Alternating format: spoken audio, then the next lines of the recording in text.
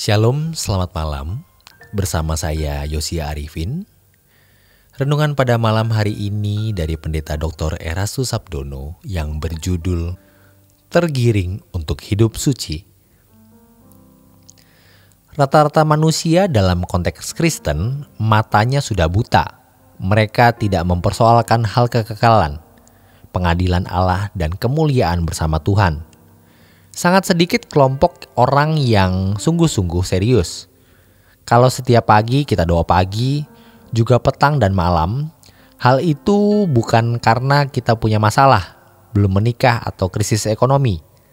Krisis kita itu bukan krisis yang menyangkut masalah-masalah fana. Krisis kita adalah hal-hal yang menyangkut kekekalan. Kalau kita mencari Tuhan, maka kita harus rela tidak punya apa-apa atau siapa-siapa.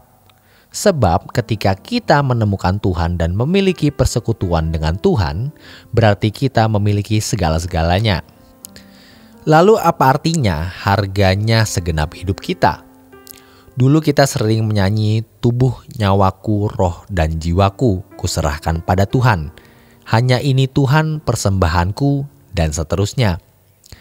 Itu artinya kita tidak boleh punya kebahagiaan selain Tuhan. Ini benar-benar konyol. Kita tidak memiliki kebahagiaan selain Tuhan. Kita harus berani berprinsip bahwa Tuhan adalah satu-satunya kebahagiaan kita. Tidak ada yang dapat membahagiakan hidup kita selain Tuhan. Hanya Tuhan, bukan siapa-siapa, bukan apa-apa. Tuhan saja. Ini dengan sangat radikal akan membuat hidup kita menjauhi dosa. Kita tidak memaksa diri kita untuk hidup suci, sebab kita dengan sendirinya akan merasa sangat terganggu ketika berbuat dosa. Kita akan tergiring untuk hidup suci. Kalau kita berbuat salah, jiwa kita akan terganggu hebat. Kita bisa bersyukur dengan apa yang kita miliki. Kita baru bisa mengerti apa artinya Tuhan kehormatanku, Tuhan kemuliaanku. Aku tidak perlu punya nama baik, nama besar, nama tersohor, nama terkenal. Aku tidak butuh penghormatan, karena Tuhanlah kehormatanku. Kalau Tuhan menjadi satu-satunya kebahagiaan, maka Tuhan menjadi kehormatan dan kemuliaan kita. Dan ini luar biasa. Tuhan menjadi harta kita. Ini bukan hanya diucapkan dengan kata-kata, tapi harus dialami. Yang pembuktian dari kebenaran ini tidak lama. Kalau kita nanti berdiri di hadapan tahta pengadilan Tuhan, baru semua akan terbuka. Kalau Tuhan menjadi satu-satunya kebahagiaan, kita tergiring untuk hidup suci, tak bercacat, tak bercela. Tuhan menjadi kehormatan kita, kemuliaan kita. Kita bisa merasa cukup dengan apapun yang Tuhan telah berikan. Dengan sendirinya, kita akan terlepas dari ikatan-ikatan dunia. Dulu kalau kita tidak makan ini, tidak enak. Kalau belum pergi ke tempat belum puas. Kalau belum punya barang ini, rasanya belum lengkap. Belum lagi kalau belum menikah, rasanya belum lengkap. Belum punya anak, belum merasa bahagianya. Kita pasti tidak bisa berkata, Yesus cukup bagiku. Tapi kalau Tuhan menjadi kebahagiaan kita satu-satunya, maka kita akan bisa merasa cukup. Dengan menjadikan Tuhan kebahagiaan kita satu-satunya tanpa kita paksa-paksa, kita memiliki kerinduan akan Tuhan. Dan betapa bahagianya hidup kita, suatu hari nanti kita bertemu dengan Tuhan Yesus, muka dengan muka. Lalu dengan sendirinya kita merasa dunia bukan rumahku.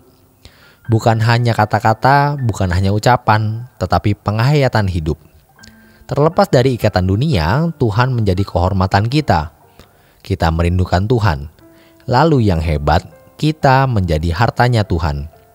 Tuhan bisa berkata, ini hartaku, ini milikku, ini kesayangan dan kesukaanku, inilah kekasihku. Namun kita yang harus mengondisi hidup kita. Kita adalah manusia yang diberi Tuhan peluang menjadi pangeran-pangeran, putri-putri kerajaan kekal, yang kebesarannya tak terhingga. Kita adalah orang-orang yang dipilih, dipanggil untuk menjadi anak-anak Allah. Raja di atas segala raja.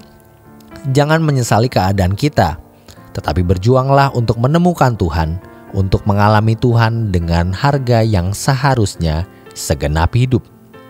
Dan Tuhan akan memampukan kita untuk membayar atau menyelesaikannya, karena memang Allah ingin kita menjadi kekasihnya-kasihnya. Mestinya kita berpikir bahwa 70, 80, 90 tahun atau mungkin 100 tahun umur hidup kita semata-mata hanya untuk menemukan kehidupan, bukan kehidupan di bumi. Sebab begitu kita terlahir, kita sudah hidup secara fisik. Tetapi kehidupan yang dimaksud adalah kehidupan di kekekalan, menemukan Allah yang menjadikan kita kekasihnya. Ironis, banyak orang yang jiwanya sakit, entah karena masa lalu, kepahitan, tertolak, atau banyak hal lainnya. Mereka menjadi orang yang pemarah, pendendam, penuh kedengkian dan iri hati. Namun Tuhan menyembuhkan kita lewat perjalanan waktu. Kalau kita berani untuk menjadikan Tuhan satu-satunya kebahagiaan, 100% kita pasti sembuh. Memang di mata manusia lain kita seperti orang tidak waras, fanatik. Sebaiknya kita diam saja, sebab kalau sampai kita menjadi kekasih Tuhan, tak terkalahkan. Demikian renungan pada malam hari ini. Selamat beristirahat. Tuhan Yesus memberkati.